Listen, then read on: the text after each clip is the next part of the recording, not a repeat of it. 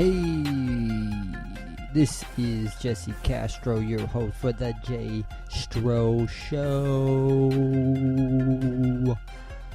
We got a great show for you today that is brought to you by the Spring Branch Sports Line.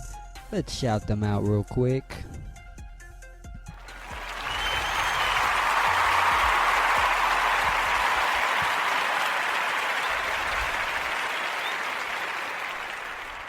We always want to show respect to our sponsors.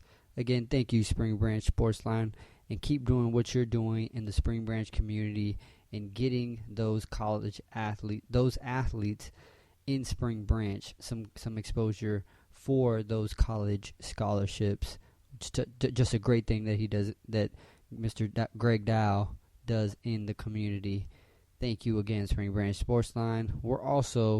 My podcast can be seen on Spreaker.com or iTunes. Search The J Stro Show and you could subscribe on either Spreaker.com or iTunes.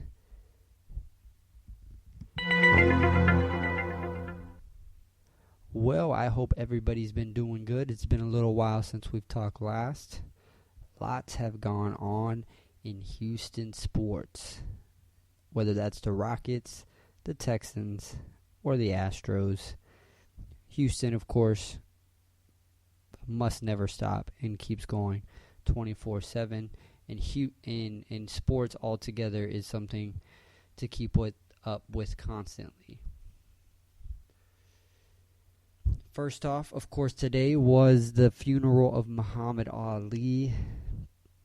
Prayers and thoughts go out to the Ali family. What a inspirational sports figure Muhammad Ali was, not only in the boxing ring but outside the boxing ring for things he believed in. Just done some tremendous things in the world, and it's not just boxing. So let's give a moment of silence for him and his family on the resting peacefully of Muhammad Ali.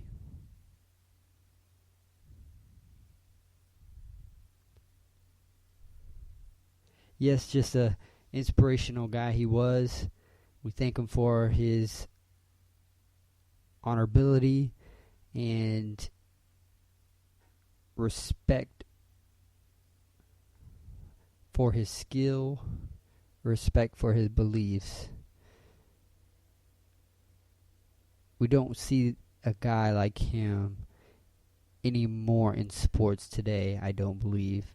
It will never be another Muhammad Ali, and he truly did it his way and only the way he could have done it. Great guy, great guy. So all back to Houston sports. Rockets hire Mike D'Antoni. Now, when I first heard this, I'm not going to lie, and still at this point, I am still skeptical and scared of the pickup of Mike D'Antoni. Now, the only thing we can do now is wait and be optimistic, correct? Seen the press conference, and not too shabby by Mike D'Antoni. Admitted he should have stayed in Phoenix because his stints with New York and LA did not go well at all for Mike D'Antoni. Never got things going like he did in Phoenix. But hey, James Harden could be the closest thing that he's had since Steve Nash. I've read reports, some positive reports on the Rockets and Mike D'Antoni. Coach K giving an endorsement and saying that him and James Harden can really do some special things here. So, at this point, got to see it to believe it.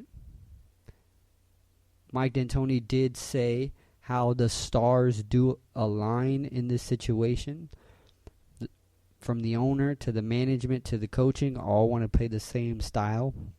And, of course, what we've seen is up and down basketball, shooting threes, and hopefully playing defense. Now, Mike D'Antoni doesn't come all alone. He does come with the defensive mind of Jeff Bzdelik out from Memphis. A top 10 defense he made out of Memphis, and he's made other teams top 5. So, a strong defensive mind there. We'll see how that works. In the press conference, he did joke about how the defense is his responsibility in Jeff Beslick. So we'll see how that goes. I'm always going to be a Rockets fan. I'm going to support them no matter what. And I'm going to, when you have a special player like James Harden, anything's possible. You get a good team around this guy, anything is possible there.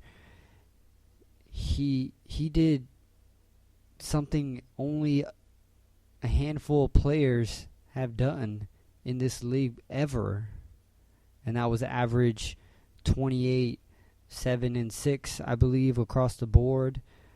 And that's a player you want on your team to coach. James Harden can make the right plays, whether it's passing or shooting. We're going to see how that turns out, and that brings me to free agency. Free agency is weeks away for the NBA. The big free agent on the market, of course, is Kevin Durant. We'll see what he chooses to do. Reports coming out today that the Rockets are just not in Kevin Durant's radar to join. And if he was to meet with the Rockets, it would merely be for going through the motions, per se. And you know what? That's fine with me. Kevin Durant, you got close this year with OKC. They have Russell Westbrook locked up for another year. Hey, sign the 2-year deal and a 1-year option and see what y'all guys can do. Y'all were a game away from defeating the defending champions. And they bullied the defending champions. But hey, they gave it away at the end. The Warriors came up triumphantly behind the 3-point line. So give it another shot in OKC. That fan base is amazing. They're as loud or even louder as the Oracle. Those fans are dedicated. It's a small market. Own it, man. Try to win one there. And then after that 1-year option, if Russ is leaving, you leave. Hey, I don't blame you, man. I think the Rockets should now move their attention to people they have a realistic chance of getting. Guys like Al Horford, Anderson, Ryan Anderson. The guy could shoot. We need to get some shooters around James. We need to get some hustle players. Joakim Noah's out there. See what you can do, Daryl, because hey, we've got the coach that our owner handpicked, and now we need the team, Daryl. So that's your management job. You're the general manager. Get some players around this guy, and let's make a run next year.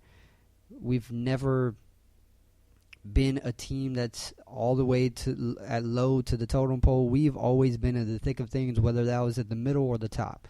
So the Rockets must continue that. It's going to be interesting what this free agency offseason brings for the Rockets. It's going to be fun to watch. Another thing we have to remember is the NBA draft. Not only free agency, but the NBA draft. I believe we lost our first-round pick, but, hey, we can get somebody in later rounds, which brings me to my next discussion. While watching, all these, playoff series going on, and, of course, the regular season, Draymond Green was a big part of that Warriors. Big part of what they've done against the Cavs so far. Which, FYI, the game is tonight at 8 Central. Cavs versus Warriors, Game 4. That game's going to be crazy. Can LeBron tie it up? That's a whole nother subject. But let's stay on the Rockets' path. Draymond Green was drafted with the 35th pick of the 2012 draft. Draymond Green went. Rockets had the 16th pick of the draft. And what irks me, this kind of gets me my eyes pointing directly at Daryl Morey. Because it's his job drafting. The 16th pick, the Rockets choose Royce White.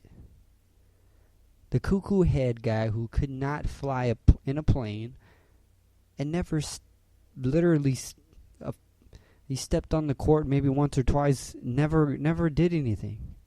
It's also on Kevin McHale, because Kevin McHale had a coach coaching him that knew him and somehow convinced Kevin McHale would give him a shot.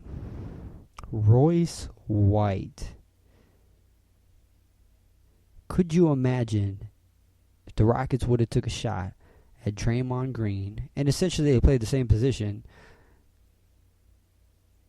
nearly 20 picks later, Draymond Green... Okay, first of all, let's look at a lineup like this. You got Beverly at the 1, you have James Harden, Trevor Ariza, Dwight Howard, and Draymond Green. Now that is a huge hiccup for the Rockets. They missed out. They were blind to Draymond Green out of Michigan State. If we would have had Draymond, this team would have been on other levels. But if that's that would have, could have, should have stuff, but it's still, I mean, you have the highest paid level scouts going out and looking at these guys, and you couldn't see Draymond Green, and you're drafting for that position. Come on, Rockets. And anyway, how that all came up is because Draymond remembers everybody who was selected before him, and he holds it on his shoulder. The guy's a scratch player, playing well in the playoffs, triple-double machine, can shoot the ball, just plays well, stretches the floor for the team, just does all the dirty work. Great job for the Golden State organization on that pickup. But that's the name of the game. Got to do a better job of scouting these guys, getting the right players. Play to your strengths, not necessarily all in analytics here. So hopefully the Rockets have a strong draft as well, and somebody who can improve on this team, and somebody who can play some defense.